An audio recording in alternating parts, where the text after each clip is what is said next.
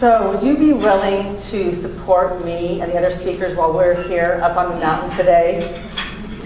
You know, we spend so much time in our heads, and when we're in our heads, you know, our mind is always judging, good, bad, I like this, I don't like that. It's really separation consciousness. So if you could just take a moment to move your awareness into your heart, and if you need to, you can even just put your hand on your heart and think of someone that you love and connect with love and kindness and compassion and feel your love for your loved ones, your family, your friends, and feel your connection to everyone here today. Great. Thanks so much. Do you remember the well-known scene from The Wizard of Oz when Dorothy misses her ride back to Kansas? It's right before the part where she clicks her heels together. She has this realization that she could have gone home any time, to which Glinda, the good witch, responds, "You've always had the power, my dear. You just had to learn it for yourself." In hindsight, my entire life was designed so that I could learn that I always had the power, and more specifically about feminine power. And where better to learn about feminine power but in male-dominated fields? I majored in computer information systems and worked for a government contractor that made products for the military before transitioning into commercial real estate.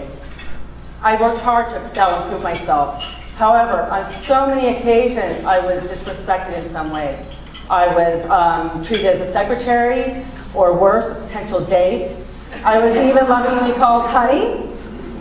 I can see some of you got called honey before. So the message was, this is a man's world, you have no power here. Well, fast forward to my mid-30s, and a mentor shares with me that I had a lot of masculine energy.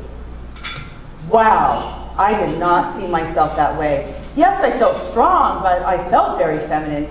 Well, the gift of that message was that I learned, in an attempt to play in a man's world and be an equal, I had become tough as opposed to strong, aggressive as opposed to assertive, and hardened as opposed to open-hearted. I thought I was headed for the Emerald City, but evidently I had taken a detour. So like Dorothy, I had to follow the Yellow Brick Road and battle the flying monkeys, the wicked witches, and the false wizards. Just some of my inner demons. It was a journey that challenged me like only an inner journey can. But ultimately, I came to learn that I always had the power. So today I'd like to share a little bit with you what I learned. But first, let me ask you a few questions. Would you like to experience a greater sense of personal freedom, free from the shoulds, can'ts, and don'ts? Would you like to fully embody the greatest expression of who you are in the world? And would you like to navigate the storms of life as well as you navigate the calm? Well, in my view, when you have those three things mastered, you are empowered. For my women's workshops, I developed a list of power practices to help women really expand their awareness of what it means to be empowered. And these power practices can be summed up in one phrase: what you do not own, owns you. Now, what I mean by that is we must take full responsibility, ownership, for everything in our life. It's not about control, and it's not about possession, it's about self-mastery. You know, it's easy to own that we created this wonderful relationship, this wonderful job or career, and not so easy to own that we created the loss of our job or our business or even our divorce. But ownership is accepting that we create everyone and everything in our life for our personal growth and evolution. And if we don't take ownership, we allow other people and events to have power over us and to own us. So we have a choice. We can be a victim or we can be a heroine. The victim says, that person betrayed me. But a heroine takes ownership and she says, I created that betrayal. What's the lesson? And what do I need to do to create something new? Having the consciousness of a heroine completely shapes the way that you show up in the world, whether that's at home, at work, in your personal relationships, in your finances, and it shapes how the world treats us back. What we do not own owns us. So, in exploring what we do not own, we will find where, how, and when we lose power. And just one of the many ways I think we lose power is we don't put ourselves first. Every woman I have ever worked with has had difficulty with that.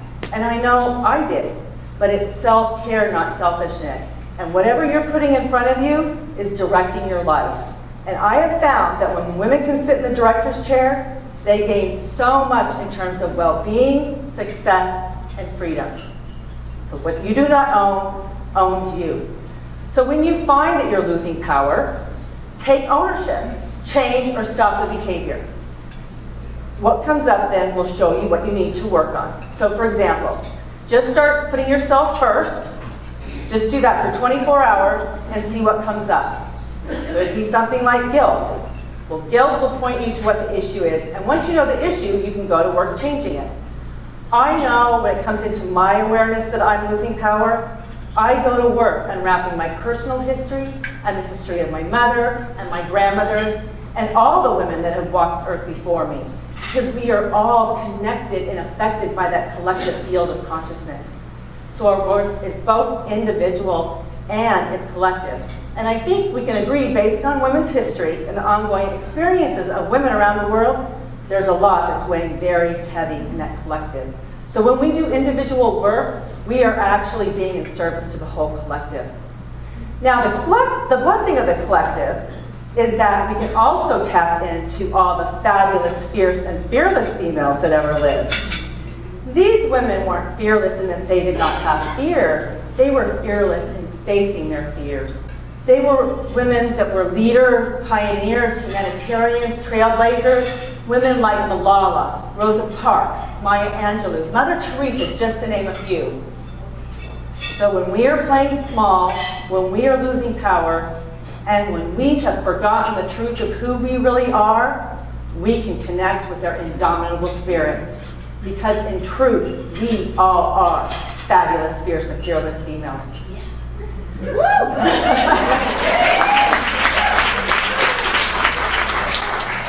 So I'd like to invite you to do an exercise. So just get comfortable in your seat, uncross your arms and your legs.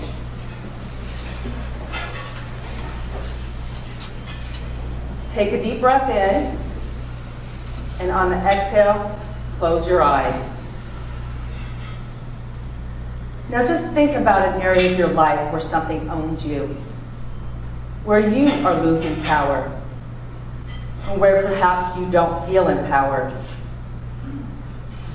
Just take note of any feelings in your body as you continue to breathe.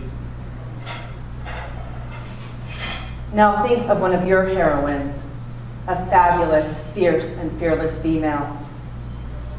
Maybe it's someone like Malala, or perhaps Eleanor Roosevelt.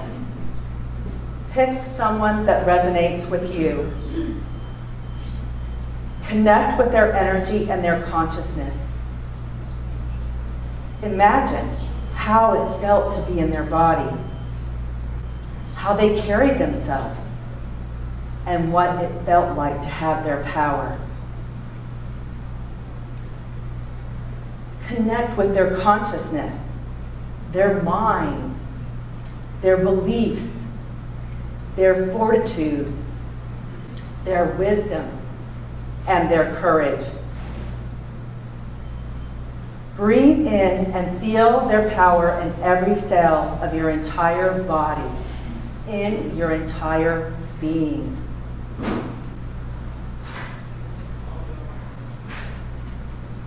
Now, envision yourself with this newfound power, taking this energy and consciousness into the area of your life where you want to be more empowered, and see the shift caused by your new power happen now.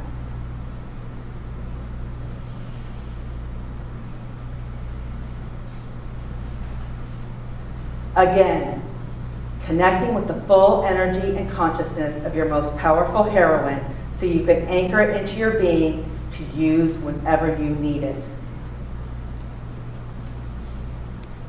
Now click your heels together and repeat after me. I've got the power. I've got the power. Whenever you're ready, you can open your eyes.